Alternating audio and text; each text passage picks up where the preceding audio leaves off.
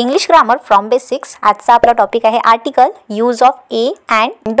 तर चला बघूया इंग्लिश ग्रामरमध्ये आर्टिकल्स का बरं यूज करतात. नाउन हे सामान्य आहे की विशिष्ट आहे हे दर्शविण्यासाठी नाउनच्या आधी ए, अँड आणि द या आर्टिकलचा यूज करतात. आर्टिकल्स दोन प्रकारचे असतात. ए आणि अँड हे इनडिफायनाइट आर्टिकल्स आहे, तर द हे डेफिनेट आर्टिकल्स आहे.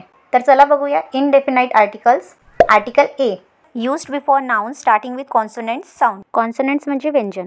क ते ज्ञ या व्यंजनाच्या ध्वनीने साऊंडने सुरू होणाऱ्या एकवचनी नामाच्या आधी ए वापरला जातो. For example, a cat, a book, a university. Cat, book, university यामध्ये या नाउनची सुरुवात क, ब, यू या व्यंजनापासून होत आहे, त्यामुळे आपण यामध्ये आर्टिकल ए यूज केलेला आहे. Article and, used before noun starting with vowels sound. Vowels म्हणजे स्वर. अ, आ, ई, ए, ऐ, ओ, औ, आहा हे आहे स्वर.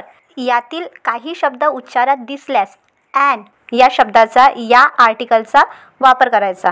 For example, an apple, an elephant, an orange. या एक्झाम्पलमध्ये आपल्याला स्वराचा उच्चार होत आहे.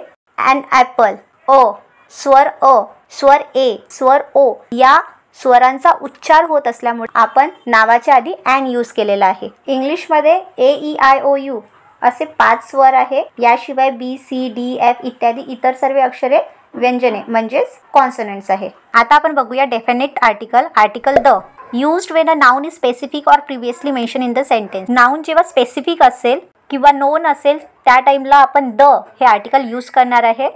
For example, the sun, the moon, the Salman Khan हे एक स्पेसिफिक नाउन आहे. काहीतरी विशिष्ट ओळखण्यासाठी द या आर्टिकलचा वापर केला जातो. इंग्लिश ग्रामर मराठीतून शिकण्याकरिता चॅनलला सबस्क्राईब करा, लाईक करा, शेअर करा. थँक्यू.